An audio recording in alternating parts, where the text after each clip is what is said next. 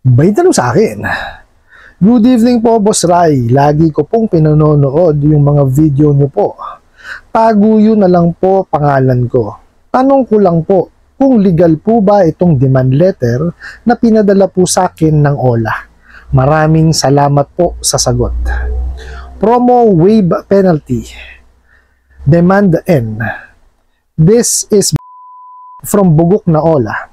I am your last assigned agent to help settle your account. I can possibly offer a discount, but I need your response. Let's work together to resolve this today. Bugok na OLA. Alright, napakagandang katanungan po nito, pero bago natin sasagutin, imbitahan ko muna sana kayo na pakisuportahan po sana ang aking mga social media accounts sa YouTube, Facebook, and TikTok. Ayan, nakita nyo? Ngayon naman nagpapadala sila ng mga promo. Okay. Yung promo waive daw ng penalty. So dito sa ating video ngayon, aalamin natin kung totoo po ba itong pinapadala nilang mga promo na to at meron ba tong kumbaga, may epekto ba? At pa rin ba nila to? So dito sa ating video, alamin natin yung kaya pakitapos po hanggang sa dulo. Pero bago yan, disclaimer po muna, hindi po ako abogado. Ako po yung maniningil. Lahat po na sinasabi natin sa ating mga video is based on my experience at saka po sa ating pagsasaliksik at syempre po sa tulong na rin at paggagabay ng ating mga kaibigang abogado.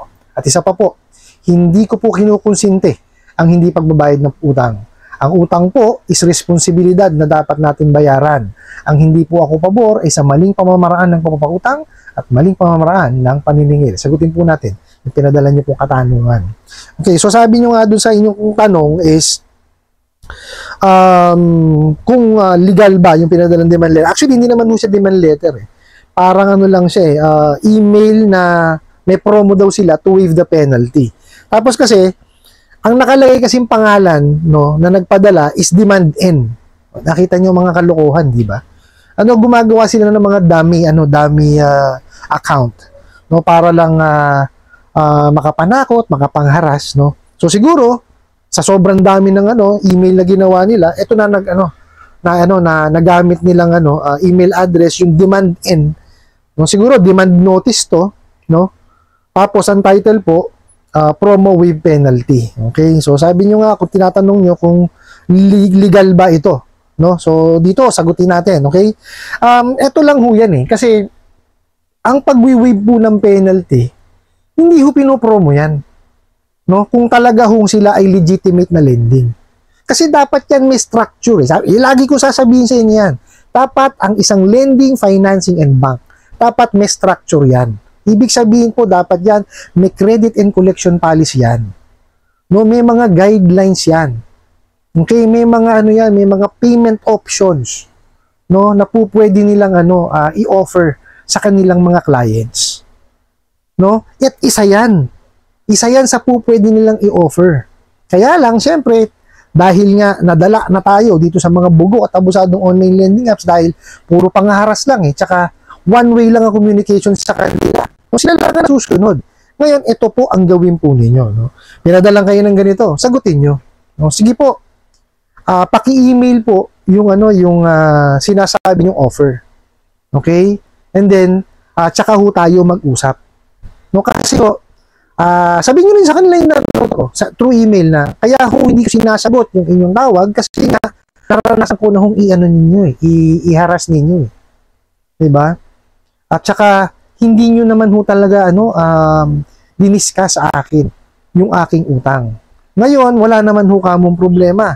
Sige po, i-email nyo po sa akin yung offer para po at least may pagpapatunay po, na meron talaga kayong ibinigay na offer sa akin. At kapag kaya binayaran ko, is magiging valid yung bayad ko. At isa pa po kanyo, dapat ang gamitin nyo pong email address is may domain name ninyo. Hindi yung basta-basta lang, gawa-gawa lang na dummy account. Okay? Kasi mahirap po yan, biruin nyo. Ang pangalan dun sa email address na nilagay nila, demand N. So, ibig sabihin, dami lang yan. Okay, malamang yan, gawa-gawa lang nila. Hindi nila domain name yan.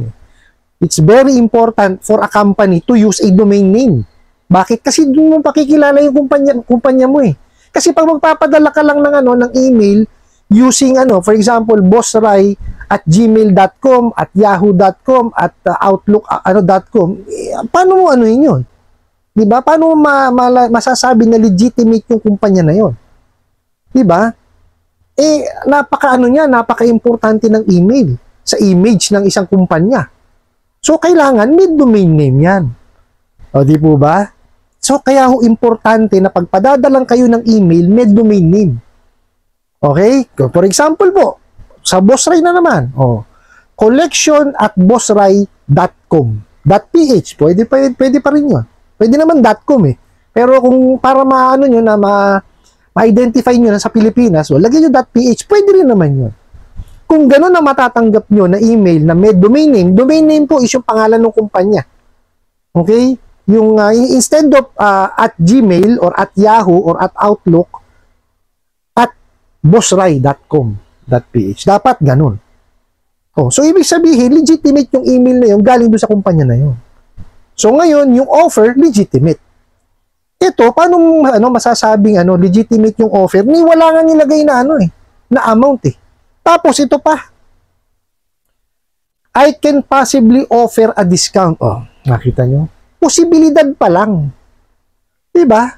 Kung ikaw, maglalagay ka ng promo with penalty, pagtapos sa kanila, promo yun. Hindi naman promo to eh. Dapat to, kasama to sa policies and procedures nila, kasama sa guidelines nila yan. Yung mga mga offers, diba? Kasi, kung isang kliyente hindi na talaga makabayad, for example, kasi ito practice to across all lending, financing banks. Lahat mo ng pautangan. May mga guidelines yan. May mga tawag dito yung pwedeng payment option. May mga yan, may mga levels yan. Okay? Kung paano muna i-offer mo, whatever. Ganun yan eh. Diba? Negotiation yan. Kung talagang hindi na kayang bayaran. Okay? Kaya ako sinasabing ganun, kasi po, sa mga legitimate na lending o legitimate na pautangan, sa simula pa lang po ng pagpapautang, legitimate na, ibig sabihin, may offer. Sasabihin yung offer na, ang na-approve lang po sa inyo is let's say 10,000. Hindi ho namin po, na-approvean sa inyo yung 20,000 na nire-request ninyo. Okay? Kasi po, ito pa lang po ang na-approve sa inyo ng management. Tinatanggap niyo po ba? Pag sinabing hindi, tapos na po ang transaksyon. Okay na yon. Wala nang dapat wala nang usapan doon. Now, kung tinanggap, okay, tsaka mo ngayon i-explain. Okay po, tinanggap niyo po yung 10,000. Ito po bali ang idadagdag natin interest diyan. Ito po yung termino. Ito po yung ibabawas natin as processing fee. Ito po ang magiging kung gaano kahaba yung babayaran po ninyo. Ito po yung amortization niyo. Lahat dapat fully disclosed. And the client must must agree doon sa sinasabi mo, kasi pag nag-disagree siya doon, tapos na rin yun. Wala na yung transaction. Kaya sasabihin, do you agree po dun sa sa diniscuss ko po sa inyo? Pagka nag-agree siya, well and good, tuloy ang transaction, disburse nyo na. Ganun lang ho kadali yun. Ang tawag po doon is the Truth in Lending Act. Okay? Ngayon, pag dumating, for example, yung termino niyan is 6 months. Okay? Let's say, for example, nakabayad ng 3 buwan, nag-pass due ng 2 buwan. Or let's say, 1 buwan muna. Okay? May tatawag dapat dyan, mga kamusta, ano ba nangyari, ganito, ganyan, di ba? Kung yung kliyente kaya mag-PTP, okay. Ngayon, let's say, nag-promise to pay, hindi nagbayad, ngayon, tawagan ulit. Pagka mamaya sabihin mo, mukhang hindi nyo ho kayang bayaran, ano ho ba po pwede natin gawin?